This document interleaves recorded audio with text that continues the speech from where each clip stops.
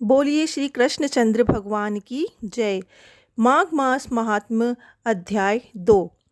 दर्शकों, प्लीज़ हमारे चैनल को सब्सक्राइब जरूर कर दें। चलते हैं महात्म्य की ओर। पद्म पुराण के अनुसार सूत जी कहते हैं, महात्मा नारद के वचन सुनकर राजा अम्बरीश ने विस्मित होकर कहा, महामुनि, माघ आदि महीनों को छोड़कर वैशाख मास की इतनी प्रशंसा क्यों करते हैं? उसे सब मासों में श्रेष्ठ क्यों बताते हैं? यदि माघ वह मास सबसे श्रेष्ठ और लक्ष्मीपति को अति प्रिय है, तो उस समय स्नान करने की क्या विधि है? वैशाख मास में किस वस्तु का दान, किस देवता की पूजा व कौन सी तपस्या करना चाहिए? कृपानिधे, उस समय किए जाने वाले पुण्य कर्म का आप मुझे उपदेश करें। सद्गुरु के मुख से उपदेश की प्राप्ति अत्यंत दुर्लभ है। उत्तम देश व काल का मिलना भी दुर्लभ है। राज्य प्राप्ति आदि दूसरे कोई भी भाव हमारे मन को इतनी शीतलता नहीं देते जितना आपका यह समागम। नारद मुनि बोले, राजन सुनो, मैं संसार के कल्याण के लिए तुमसे माधव मास का या वैशाख मास की विधि का वर्णन करता हूँ। जैसा कि पूर्व काल में ब्रह्मा जी ने बताया था, पहले तो जीव का भारतवर्ष में जन्म लेना ही दुर्लभ है। उससे भी दुर्लभ है भारतवर्ष में मनुष्य योनि में जन्म। मनुष्य होने पर भी अपने धर्म पालन में प्रवृत्ति होना तो और भी कठिन है। उससे भी अत्यंत दुर्लभ है भगवान हरि की भक्ति, और उसके होने पर भी वैशाख मास में स्नान आदि का सुयोग मिलना तो और भी कठिन है। माघ मास माधव को बहुत प्रिय है। माधव वैशाख मास को पाकर जो विधि पूर्वक स्नान, दान तथा जप आदि करते हैं, वे ही मनुष्य धन और कृतकृत्य हैं। उनके दर्शन मात्र से पापियों के पाप दूर हो जाते हैं और वे भगवत भाव से भावित होकर धर्म आचरण के अभिलाषी बन जाते हैं। वैशाख मास की एकादशी से लेकर पूर्णिमा तक अंतिम 5 दिन हैं, पूरे माह के समान महत्व रखते हैं। हे राजन, जिन लोगों ने वैशाख मास में भांति भांति के उपचारों द्वारा मधु दैत्य को मारने वाले भगवान नारायण का पूजन कर लिया, उन्होंने अपने जन्म का फल पा लिया। कौन सी ऐसी दुर्लभ वस्तु है जो वैशाख स्नान तथा विधि पूर्व भगवान की पूजन से नहीं प्राप्त होती है? जिन्होंने दान, होम, जप, तीर्थ में प्राण त्याग तथा संपूर्ण पापों का नाश करने वाले भगवान श्री हरि का ध्यान नहीं किया, उन मनुष्यों को जन्म संसार में व्यर्थ ही समझना चाहिए। जो धन के रहते भी कंजूसी करता है, दान आदि दिए बिना ही मर जाता है, उसका धन व्यर्थ है। राजन, उत्तम कुल में जन्म, अच्छी मृत्यु, श्रेष्ठ भोग, सुख, सदा दान करने में अधिक प्रसन्नता, उदारता तथा धैर्य, यह सब कुछ भगवान विष्णु की कृपा से ही प्राप्त होता है। महात्मा भगवान नारायण की इच्छा से ही मनोवांछित सिद्धियां मिलती हैं। जो कार्तिक में, माघ में तथा माधव को प्रिय लगने वाले वैशाख में स्नान करके मधुहंता लक्ष्मीपति दामोदर की भक्ति पूर्वक पूजा करता है और अपनी शक्ति अनुसार दान देता है, वह मनुष्य इस लोक का सुख भोग कर अंत में श्री हरि के पद को प्राप्त करता है। सूर्योदय होने पर जैसे अंधकार नष्ट हो जाता है, उसी प्रकार वैशाख मास में प्रातः स्नान करने से अनेक जन्मों की उपार्जित पाप राशि नष्ट हो जाती है। यह बात ब्रह्मा जी ने मुझे बताई थी। भगवान श्री हरि विष्णु ने माधव मास की महिमा का विशेष प्रचार किया है। अतः यह मास आने पर मनुष्य को पवित्र करने वाले परिपूर्ण गंगा तीर्थ, नर्मदा तीर्थ, यमुना तीर्थ अथवा सरस्वती तीर्थ में सूर्योदय से पहले स्नान करके भगवान हरि की पूजा करना चाहिए। इससे तपस्या का फल भोगने के पश्चात अक्षय स्वर्ण की प्राप्ति होती है। भगवान नारायण अनामय रोग व्याधि से रहित हैं। उन गोविंद देव की आराधना करके तुम भगवान का पद प्राप्त कर लोगे। लक्ष्मीपति पापों का नाश करने वाले हैं, उनको नमस्कार करके चैत्र पूर्णिमा से इस व्रत का आरंभ करना चाहिए।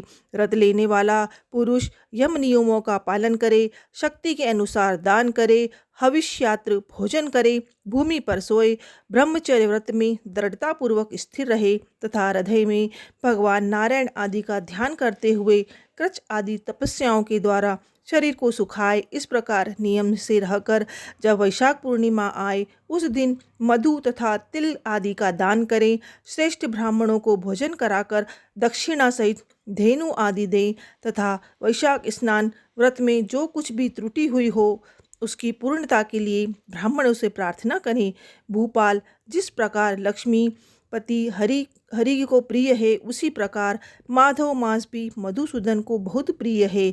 इस प्रकार उपयुक्त नियमों के पालन पूर्वक 12 वर्ष तक वैशाख स्नान करके अंत में मधुसूदन की प्रसन्नता के लिए अपनी शक्ति के अनुसार व्रत का उद्यापन करे। अम्बरीश, पूर्व काल में ब्रह्मा जी के मुख से मैंने जो कुछ सुना था वह सब वैशाख मास का महात्म्य तुम्हें बता दिया। अम्बरीश ने पूछा, मुने, स्नान में परिश्रम तो बहुत थोड़ा है, फिर भी उससे दुर्लभ फल की प्राप्ति होती है। मुझे इस पर विश्वास क्यों नहीं होता? मुझे मोह क्यों हो रहा है? नारद जी ने कहा, राजन, तुम्हारा संदेह ठीक है। थोड़े से परिश्रम द्वारा महान फल की प्राप्ति असंभव सी बात है, तथापि इस पर विश्वास करो, क्योंकि यह ब्रह्मा जी की बताई हुई बात है। धर्म की गति सूक्ष्म होती है, उसे समझने में बड़े बड़े पुरुषों को भी कठिनाई होती है। श्रीहरि की शक्ति अचिंत्य है, उनकी कृति में विद्वानों को भी मोह हो जाता है। विश्वामित्र आदि क्षत्रिय थे, किंतु धर्म का अनुष्ठान करने के कारण वे ब्राह्मणत्व को प्राप्त हो गए। अतः धर्म की गति अत्यंत सूक्ष्म है।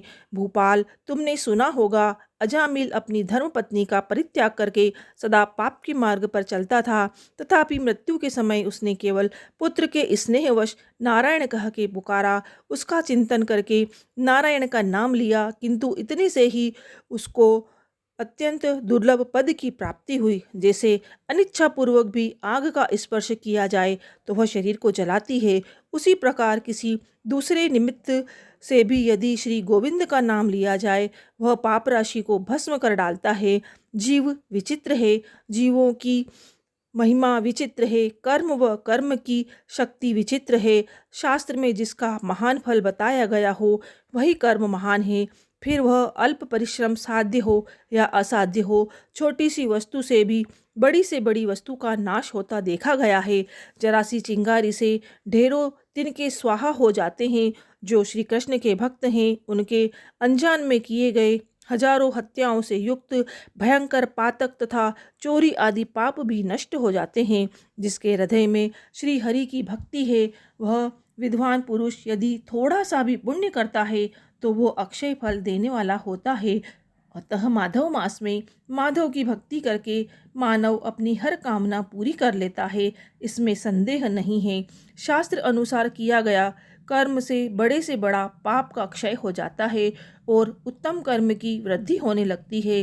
राजन, भाव भक्ति की अधिकता से फल में अधिकता होती है।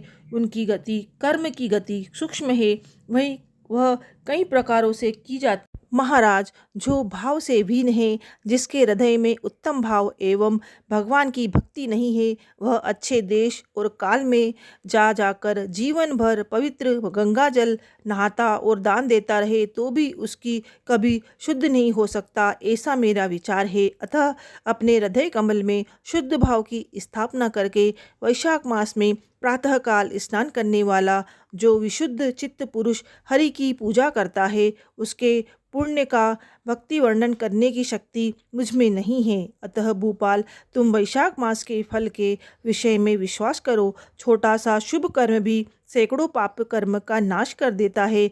जैसे हरि नाम के वैसे राशि पाप नष्ट हो जाते हैं, उसी प्रकार सूर्य के मेष राशि में स्थित होने के समय प्रातः स्नान करने से तथा तीर्थ में भगवान की स्तुति करने से भी समस्त पापों का नाश हो जाता है।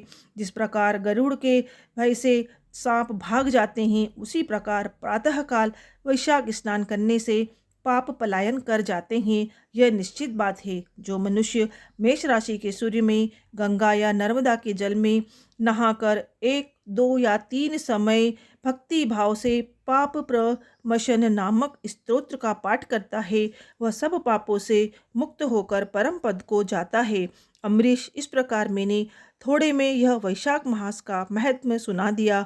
अब और क्या सुनना चाहते हो? बोलो। वैशाख मास महात्म्य की जय। श्री हरि नारायण की जय।